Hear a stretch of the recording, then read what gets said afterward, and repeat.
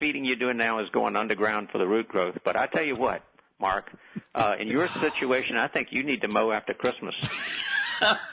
Oh, no, you should see his eyes flip about like an old one-armed bandit, those rollers.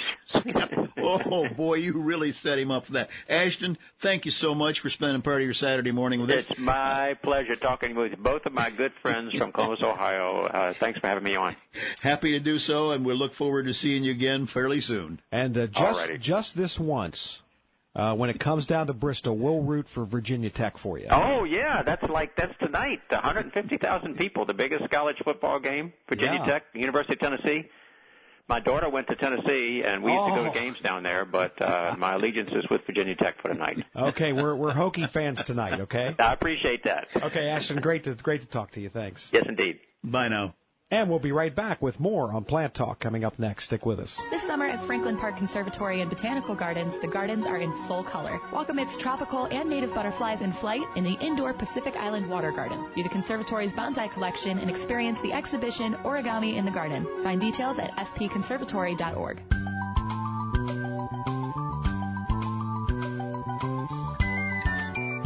And let's go to the phone lines at 1-866-PLANT-TALK. And good morning. You're on Plant Talk with us. Who's this? Carolyn. Hi, Carolyn. How can we help you? I'm calling concerning the cattails in the pond. Okay. And I have dealt with that before, and I was told that you cut them off below the water, and you may have to do it more than once when some new growth comes. But in a couple of years, I got rid of them. Well, and you don't. Yeah, you are indeed right. I know, the most severe situation I know of, a guy rented, he was able to run it himself. He rented a apparatus that could actually go in and, like a ditch cleaning machine, and scraped out about the top 3-4 inches of soil, dredging, taking, pulling, cutting, dumped it up on the ground, and then, of course, shaped it up from there. And you're right about cattails. They will seed themselves. Now, one thing to mention here. We were speaking earlier about horsetail, which is unfortunately a very different creature. Harder, in my opinion, harder to kill. But I'm glad you had luck. And one of the things you mentioned is so true in any kind of, call it removal like this. First of all, things have seeds or spores or both. Not both on the same plant. Anyhow, they take persistent care on our part. So the fact that you did it a couple of times is going to help, and then, of course, there will be some latent seeds that take a hold. You may have to do it again, but I very much appreciate your calling in with the cattail situation compared to the horsetail situation and compared to the sorrel. Those are the three meanest things a person can have to deal with. And we've had all three this morning. Yeah, absolutely.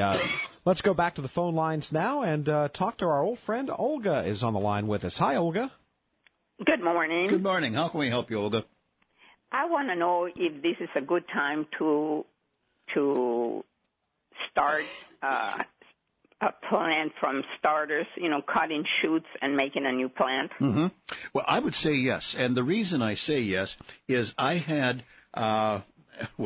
in feeding birds, you get other critters once in a while, and I think a great big fat raccoon must have split one of my coleus plants. And rather than waste the whole thing, because it was broken off, completely off, I took cuttings from it.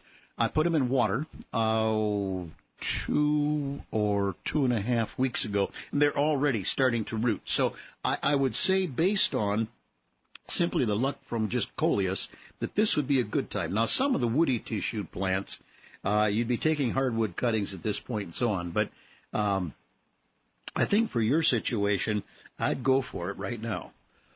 I have another question. On my tall phlox, some of them have gotten, I guess, fungus or... Yes.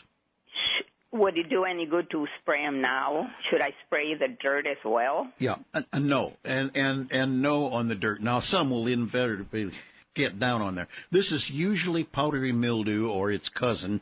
They're mildew. They are fungus. To spray now will do no good. However, and unless they are just completely gray, I'd go ahead and it's a risk, but I'd cut them off, get the tops off the property. Don't compost them, and start over again.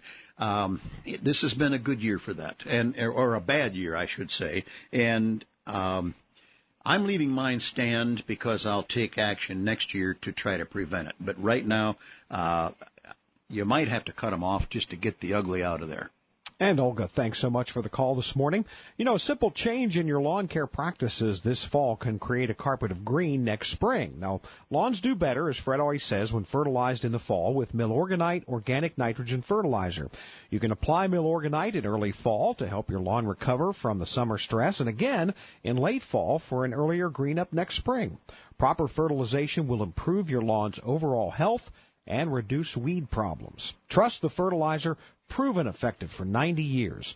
Visit Milorganite.com or a garden center near you. This summer at Franklin Park Conservatory and Botanical Gardens, the gardens are in full color. Welcome its tropical and native butterflies in flight in the indoor Pacific Island Water Garden. View the conservatory's bonsai collection and experience the exhibition Origami in the Garden. Find details at fpconservatory.org. Things to do, and there are lots of them. First of all, water, but don't go to the excess that I did by falling asleep. It isn't going to kill anything, but it's sure going to kill my water bill. And then it's this time of year where Ashton and I were speaking, restart the lawn or just improve its circumstances with fertilizer.